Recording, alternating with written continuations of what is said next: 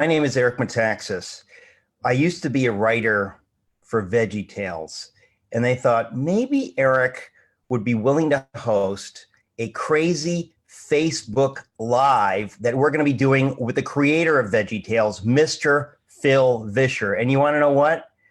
They were right. Not only would I host it, I'm hosting it right now. I am just thrilled to be here. Welcome to this Facebook Live chat. I should introduce myself a little bit before I introduce our very special guest, Phil Vischer, aka Bob the Tomato, which I think you may have already known. I'm Eric Metaxas. I have written a lot of books. I've written some children's books, but for a short period in my life, I had the great joy of working for Big Idea and Veggietales. They let me be the voice of the narrator on their famous Esther video. I know you're cheering. It's okay. It's going to be in my tombstone. I'm the voice of the narrator on the Esther video. Now, I'm a non-pictured narrator. I'm off screen, so you can't see me, but you know it's a vegetable universe, so you know the narrator has to be some kind of a vegetable. I think I was playing a broccoli Rob, but I'm not sure.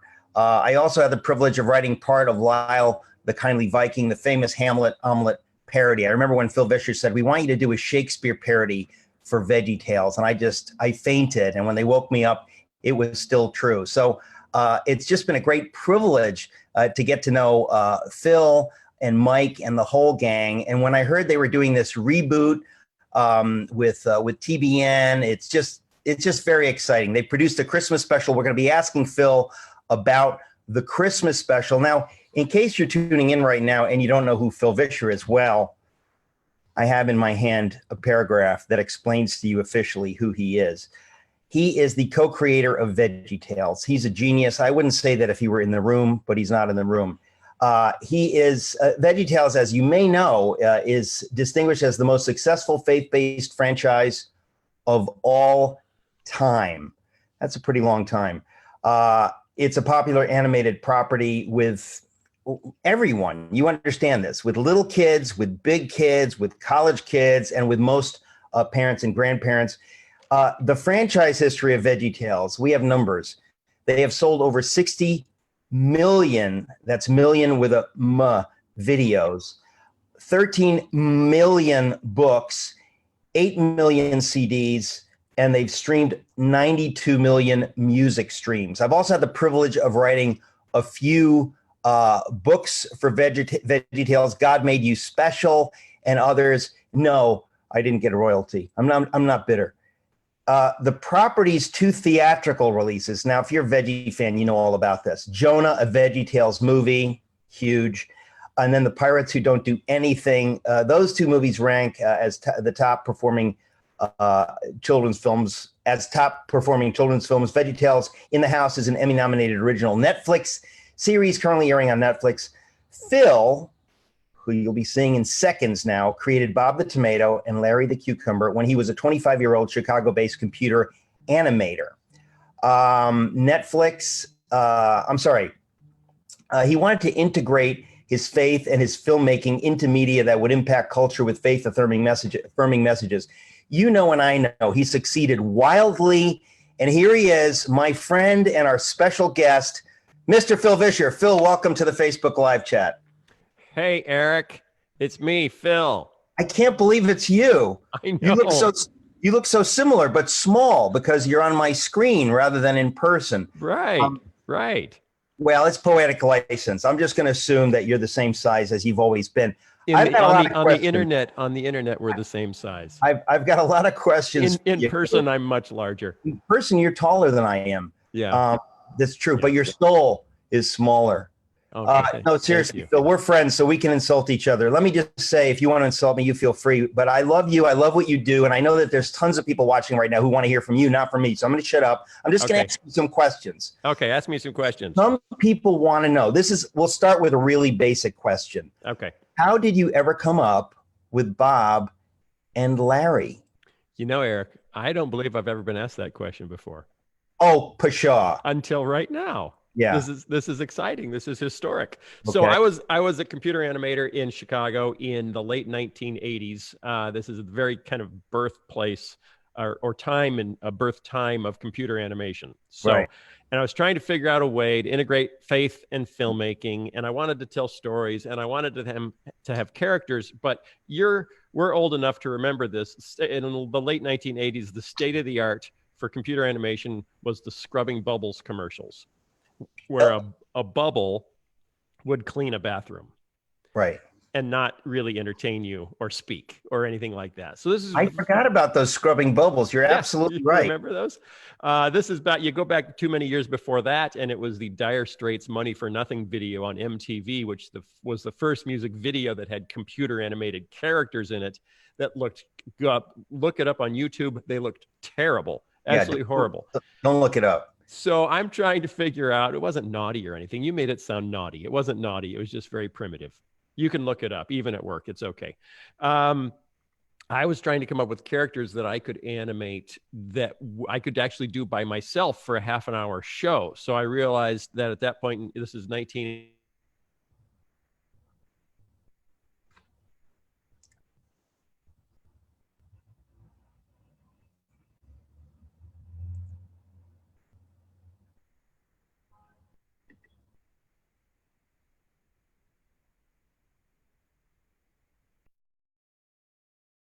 And my first idea was a talking candy bar.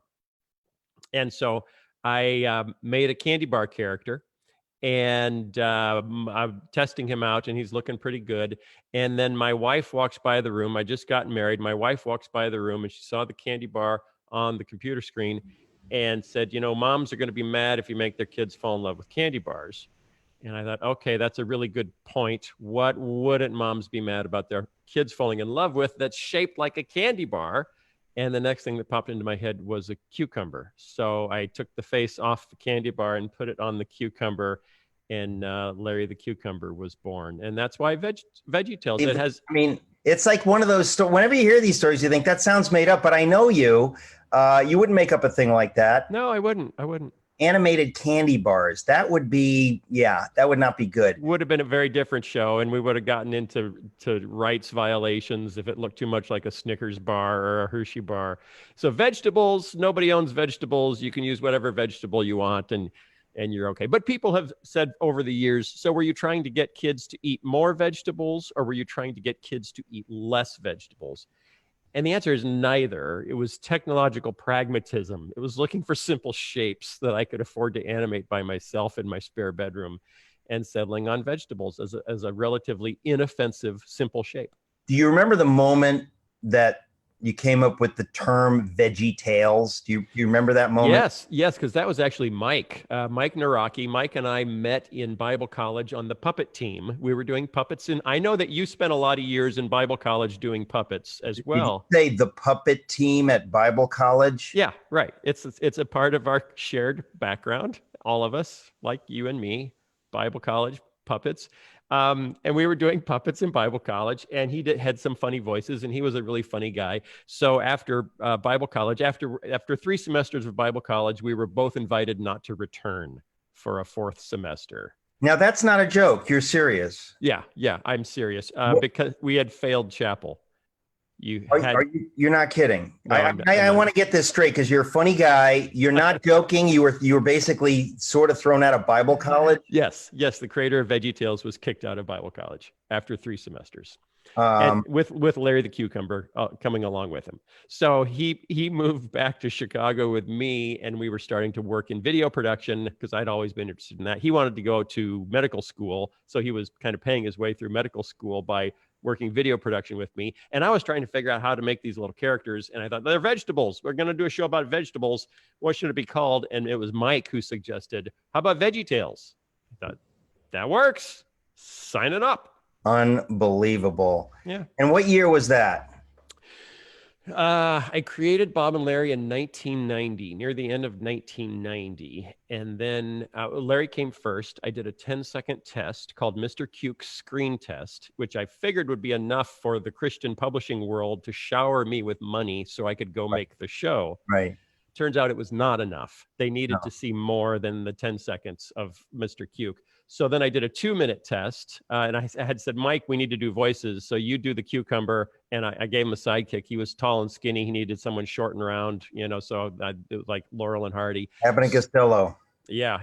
So I made Bob the tomato, and I'll do the voice of the tomato because I'm, more the lead guy, and you're the funny, sidekick. And so we did a 2-minute test. Then we tried to raise money with that, and everyone said, that's great. If you do like the whole show, then we'll consider giving you money. And I spent 2 years trying to raise money with this 2-minute clip of Bob and Larry. And then finally, it was a couple in our small group that stepped forward at church and said, what you're trying to do is too important for us to let it not happen. And they wrote me a check for $80,000 out of their retirement fund and just said, we want you to get started. So that's how Veggietales started. What a great reason to go to small group. I mean, people are like, I don't need that. I go on Sundays. No. Yeah, no. Small group could be very important. This is amazing. Community, Bible study, business networking. Incredible. That's so beautiful. All right. Now, look, before we get into, people often ask, how much like Bob the tomato are you, Phil Vischer? Will you be willing to answer that question? I am basically, Bob is me when I've had a little too much caffeine. So he's me just turned up a little bit in speed. And Bob, I've always described Bob as a frustrated Mr. Rogers, that he wants to be Mr. Rogers. He wants to have the calm demeanor of Mr. Rogers, where you never have to raise your voice and your show always goes according to plan. Right. That's what he wants. Okay. But of course, he's got Larry. And Larry is just a free spirit, random number generator of chaos. And then all his friends are even worse. Right. So his show never goes the way he's planned. So he's always frustrated. And that's kind of me. Mike will tell you, I'm more easily frustrated. I'm a little pricklier, but I'm also the one that's like driving the show. Like, let's do this. Let's get this done. And Mike is very much Larry the Cucumber. Now, Mike, I know both of you, and how much like Mike, how much like Larry the Cucumber is Mike? Well, what would you say? I don't know. It's kind of not that much, sort of. I don't know. No, he is extraordinarily playful. Some people have described him. He's like a really tall 13-year-old. The fact that he looks 5, that he sort of looks like Larry the Cucumber, he's just okay. I had a coworker, I had someone who worked with both of us say, I don't quite understand how you guys are friends, because your entire life comes down to just one point. You're so driven on your mission, and Mike is like a balloon, just kind of floating around, bumping into things and making silly comments. And that's Bob and Larry. Okay, well, you're right.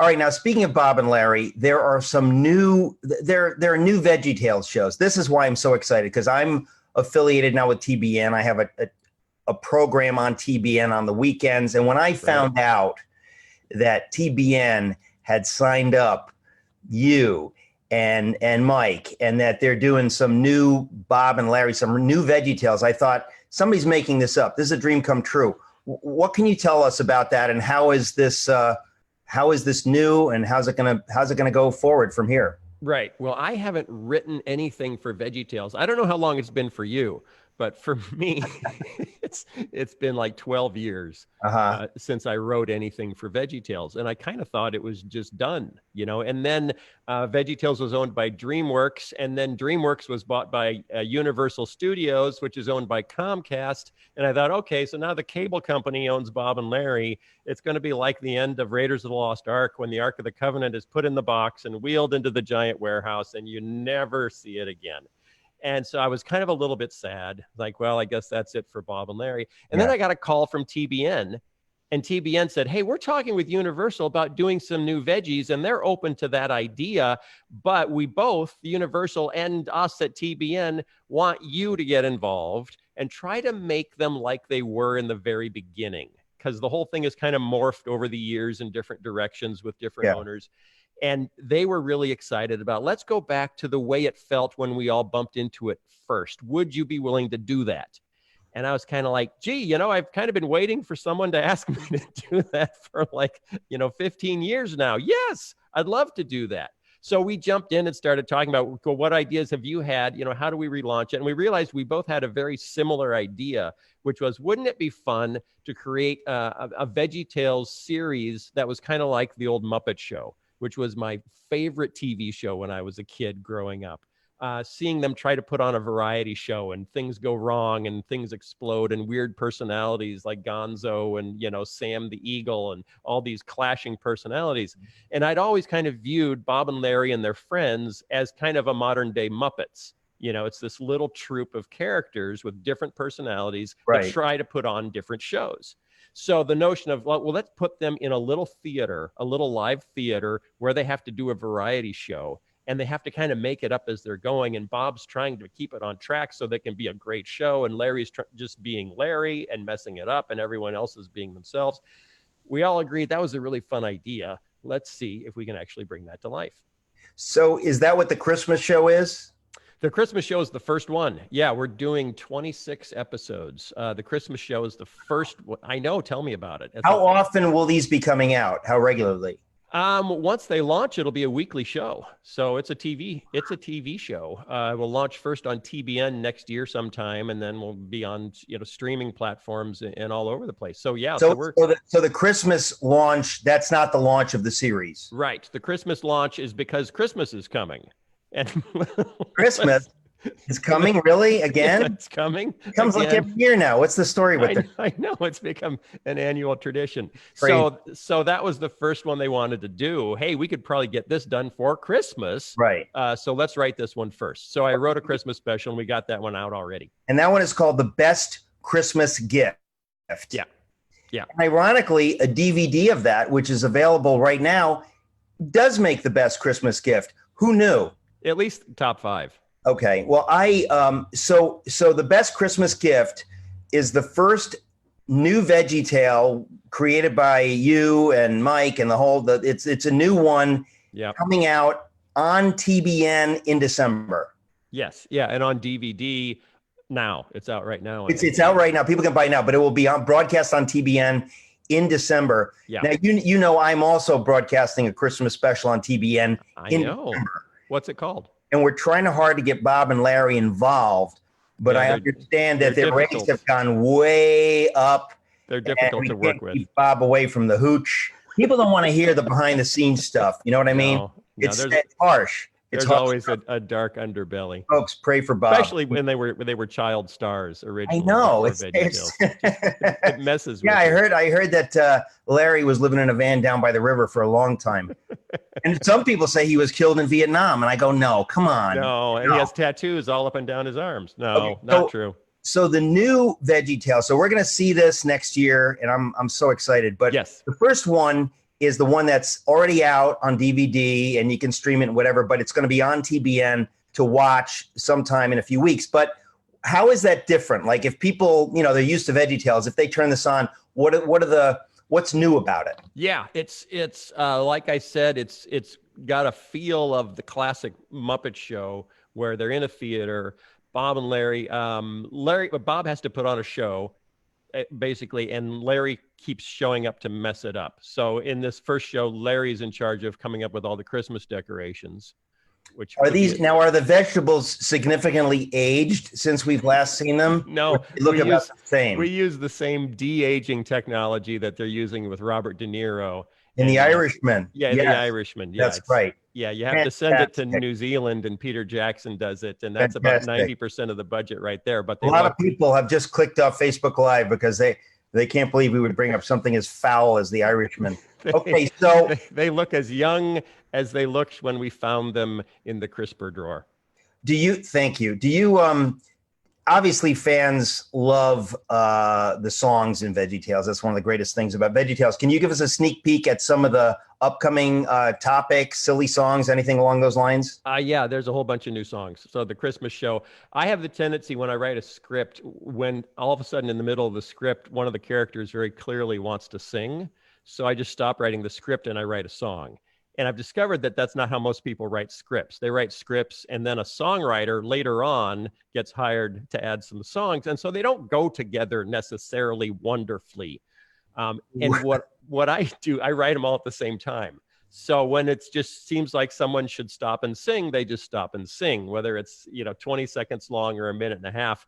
And so that's what these are like. They feel like the old Veggies when there was more singing kind of sprinkled throughout, rather than let's tell a whole story and then sing a 3-minute song Right. at the very end. So there's a whole lot of that. Larry comes out and does some silly stuff. I'm doing intermissions in the series where Mr. Lunt or someone will come out and do a TV commercial halfway through for a product that, of course, really messes up someone else's life. Is Mr. Lunt still sort of sleazy, or has he reformed his ways? He is not sleazy. He is creative in business. That's what I meant. Thank you. Don't you know the difference between sleazy and creative?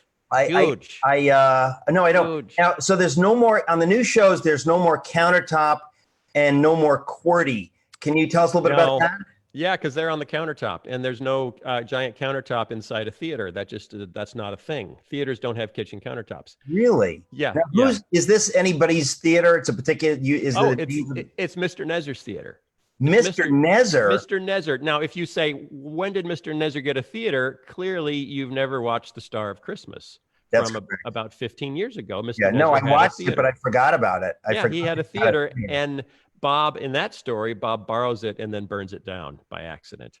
So Mr. Nezer built a new theater with the insurance money from The Star of Christmas, and Bob and Larry are renting it from him again to put on a show. That's how it starts. This sounds wonderful. We do have a verse, because we don't have QWERTY, because a giant computer doesn't belong in a little tiny theater. Right. And because they're not on the kitchen countertop, but we have a verse, and we have a new exciting verse delivery mechanism that I can't tell you about. You can't tell me about it. It's a spoiler. It's a spoiler. It's like what's in the basket at the end of The Mandalorian episode 1. I can't tell you. It's a new verse delivery mechanism. Generator. No, we don't generate new verses. That's God's job. Delivery system. Delivery, yes. Does it come down in the mouth of a duck with a cigar? People won't get that, but I do. And the answer is no, because we don't promote smoking. And you don't promote Groucho. Okay. I don't promote ducks. Now, a lot of people who are listening, watching right now, because this is Facebook Live. Yeah. Is this happening right now? I guess so. I don't know how many people are watching this, but I know they're here watching. And they've got some questions. I've got some fan questions that I want to ask you. Here's one. Will the scallions ever get names? Ooh, people have asked that for years. After a certain point, I just watched the silly song, Larry's High Silk Hat, for the first time in probably a decade. Yesterday, I watched it. And that's where Scallion number 1 comes out and complains that he's been in every show since show 1 and he's never gotten a name. Right. Once you've made that like his identity is now the fact that he doesn't have a name. You can't give him a name. Yeah, but you could play with it. You can play with it. Yeah. So he's been called Scallion number 1. He's been called Wise Man number 1. He's been called Bandit number 1. He's had many delightful and descriptive names, and he appreciates all of them. But he doesn't have a name. I'm naming him Chumley, and perhaps you can address that in a future episode. Okay. Will there be now? These are fan questions I'm asking, and the fans are watching us right now. Okay. Will there be any more 3-2-1 Penguins episodes? A lot of people have asked that question. I had the privilege of being several voices in the 3-2-1 Penguins. Did you? Yes, you wouldn't know that because I didn't get paid, but I'm not bitter. Listen, I'm telling you, I'm not. So will there be any more 3-2-1 Penguins episodes at all? Not in this series, but I've heard some discussions of trying to explore the Penguins again and see if they could relaunch their 5-year mission to interstellar space. I played the talking vacuum cleaner. Oh, okay. And there were 3 other characters in that one where I just had little bits and stuff. But I mean, 3-2-1 Penguins was fantastic. All right, here's another connection. Here's another question. What is the funniest or weirdest moment that ever happened in the recording booth that you can share on Family TV? Yeah, the weirdest moment that ever was kind of a form of torture, of voice actor torture. And it was when we decided that it would be a good idea to do personalized CDs where Bob and Larry would speak to your kids using their names. And What? but they sold them in malls and kiosks at malls where they would burn a CD for you with several classic Veggietales songs on the CD with your kid's name in the song, which Did they ever sounds shoot? Did they ever shoot the person whose idea this was? I wanted to. So they say, okay, you have to go into the booth and you just have to record some names, but like just one line from each of these songs. And they set it up on a loop. So it was, if Allison likes to, and then it goes on, talk with tomatoes. If Andrew likes to talk to tomatoes, and it would beep and it would beep. If George likes to beep, if Sam likes to. And then they put down a 3-ring binder in front of Mike and I with 1,500 names, 1,500. I'm thinking if you go to the store and you see the rack of mugs, personalized mugs, there's maybe 30. Yeah. Thought, okay, that about my covers name is it. almost never there. It's if you find an Eric, you're lucky. 1,500 names. We were in the booth for like 6 hours singing the same line over and over again. It was painful. I'm glad you told me that because people don't realize how horrible show business can be. It seems glamorous, but the idea of sitting in a room and doing that, it might be spooky for the first 5 minutes, and then it wasn't even fun for the first 5 minutes. Yeah, I mean, the Kardashians make show business look easy, but it's not. Right. Okay. So I wonder if we have any live questions. Actually, yes, somebody is writing in and they say, Eric, can you ask Phil to use Bob's voice? That's a question for me. And the answer is no, I can't. Actually, yes, I can. Hey, Phil. Yeah, Eric.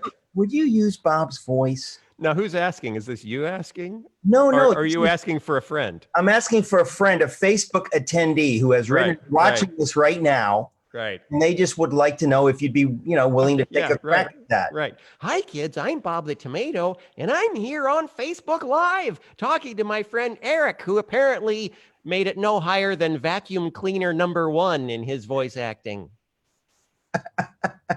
That's not true. I was the voice of the narrator on the Yes Sir video. Yeah, that's going to be on my tombstone. That's not a character. That's not a character. Oh, it's the narrator. It's a non-pictured character. It's not a character. I can't believe it. You're breaking my heart, Phil. I'm just saying. All right, here's another question. These questions are going to get increasingly hostile. Be careful. This one says, will cauliflower make an appearance in any of the new episodes? Yes, cauliflower. Cauliflower. That was a character. It was one of the new characters created for the Netflix version of Veggietales, Veggies in the House, Veggietales in the House. Right. And actually, yes, she was so well received that she was brought over to this show, and she has a role in a couple of the episodes. Yeah. Are you going to ask me the question before that? Because I never asked. I mean, I never watched any of the Netflix stuff because in my church we teach that Netflix is of the devil. Okay, so here's a question for you: will there be another Veggie movie? That's a very good question because I got a call from Universal saying, hey, we own Veggietales now. And I said, yeah, I knew. Thanks. I'm working on the TV show. And they said, we think it might be fun to develop a new movie. Do you have any ideas? And I said, it's not something I've been working on because I didn't think it was possible. But if you're interested, I'll work on it. So, in my spare time over the last about a year now, I've been developing a new Veggietales movie. There's no commitment for sure that they will make it, but if it's good, they'll probably make it. So I'm trying to make it good. Make it good? Make it well? I think it's both. Okay. Yeah. So I've got a question for you, Phil. Do you ever plan to come to New York to do any kind of promotion for the new Veggietales? Because if you do, I want you to come into my new TBN studio and be my guest, and we can just talk and talk and talk and talk. And I think we would have some fun. Any idea if you're coming to New York? You probably don't. Well, you don't generally, when you're promoting Christian products, you don't go to New York because there aren't any Christians. That's true. Even I'm backslidden. It's sad. But But the thing is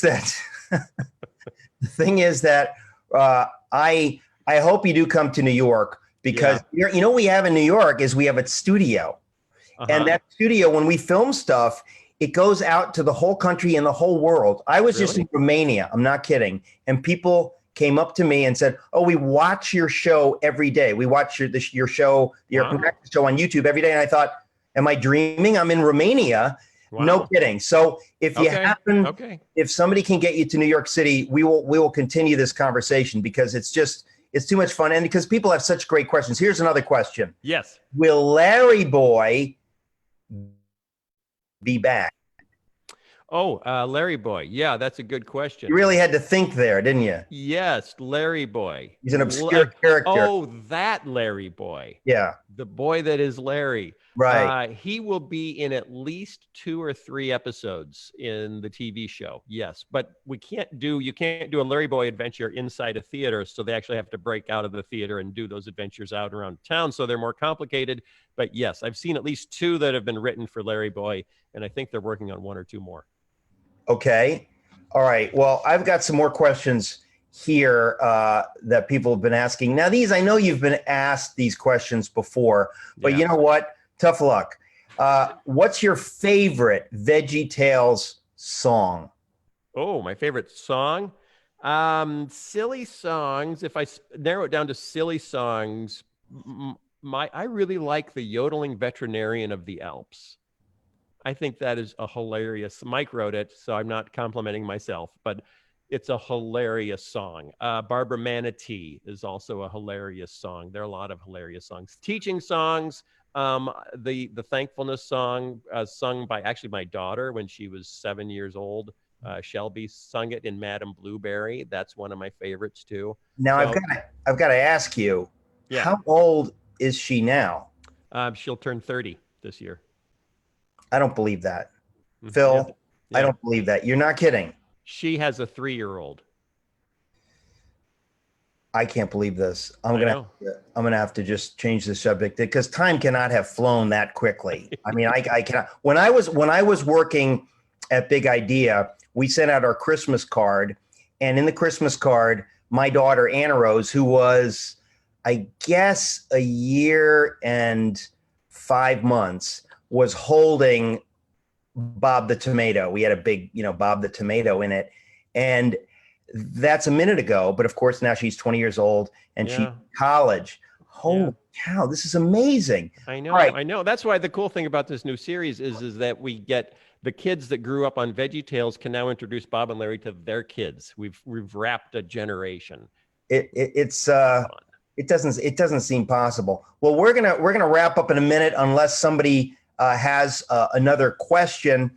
I think I've asked you all the questions that are in front of me. Oh, here's one question that I didn't get to ask you. What is the connection to Minnesota? Somebody wrote in asking, what's the connection to Minnesota? Northern Minnesota, specifically Minnesota Cuke, visits the Moose Lake Children's Museum. In Love My Lips, Larry sings If My Lips Move to Duluth. Does somebody have ties up here? Because the person who wrote this is from that neck of the woods. Yeah, totally. Mike and I met at St. Paul Bible College west of Minneapolis in St. Bonifacius, Minnesota. Our puppet team drove all around the countryside, around west side of Minneapolis, going to churches, putting on puppet shows. My parents lived in Minnesota for a while after they were married. My brother lives in Minnesota. Mike's 2 brothers both lived in Minnesota for a while. And then, and this is where Moose Lake comes in. We did a silly song. Silly songs were kind of getting out of control. So we did a silly song where Archibald Asparagus came out in the middle of it and canceled Silly Songs. He said, "That's it. You've gone too far. Silly Songs with Larry is canceled." And then he did his own song, a classy song with Larry. A classy song. Yes. And fans wrote in complaining, said, "We want Silly Songs with Larry." And we got a whole petition signed by a whole mess of people from Moose Lake, Minnesota. And so we did, then we did a special called The End of Silliness, ? It's like, is this it? Is it over? It was a special video. And it starts out with Archibald coming in with a briefcase and pulling out that petition from Moose Lake, Minnesota, and reading it aloud, Moose Lake, Minnesota. So Moose Lake then became a running gag in Veggietales, and we've mentioned it 4 or 5 times over the years. Of course, there are no manatees in Moose Lake, but if there were, okay, I think we are going to wrap up. Now, you are a little bit like Archie, are you not? I definitely have some Archie in me. Yes. Right? When I was 8 and 9 years old, my sister chased me with worms. It's supposed to work the other way. Yeah. Little boys are supposed to chase their sisters with worms. My sister chased me with worms. That part of me gets to express itself in Archibald Asparagus. Wow. Stay away. I see people just want more of that. You know, they just want you doing these characters, but I guess they're going to have to watch the new Veggietales episode. Yes, you're going to have to watch the new show. Ha ha. It really, though, Phil, you know, when I heard about this reboot about, you know, TBN and the new series and your involvement on this level, I know I'm speaking for a lot of people when I say we are just thrilled, tickled to death, excited. Thanks. It is wonderful. And of course, the very idea that we can get a brand new VeggieTale right now. I know that the DVD is available. In fact, I've got the information in front of me. It's available digitally. That didn't exist 20 years ago. No. People can get it digitally. They can get the DVD right now. It's called The Best Christmas Gift. And of course, it'll be broadcast on TBN in early December and on Yippee.com. I never even heard of Yippee.com. It's new. Yippee.com. That's TBN's SVOD channel, which launches December 1st. So we're not there yet. Now, folks, you can follow Veggietales, get all the latest news on the new episodes coming in 2020 at Veggietales.com. Veggietales.com. And of course, on Facebook at Veggietales, Instagram, Veggietales Official, Twitter, Veggietales, and on the Veggietales Official YouTube channel. Honestly, this has been wonderful. I have to say, Phil, that, you know, I was a fan of yours before we met. And even after we met, I was a fan of yours. And I am just so excited about this. I want to let you know that everywhere I go, and you probably already knew this, people, when they're reading my introduction, they're saying, we have Eric Metaxas speaking, and he's done this and this and this, and he went to Yale, and it has a New York Times bestseller, blah, blah, blah, blah, blah, blah. And whenever anybody mentions, and he wrote for Veggietales, a weird sound comes over the audience of awe and joy. It's the most sweet sound. I think I recorded it on my phone once because I said, I want that sound played at my funeral. I want to tell you, people are so excited about this. So my friend Phil, thank you for being here. To all those who are still watching, thanks for tuning in to this wonderful Facebook Live. I hope we get to do more of these, but this one is done from New York City and Chicago and wherever else we are. God bless you. Thanks for tuning in.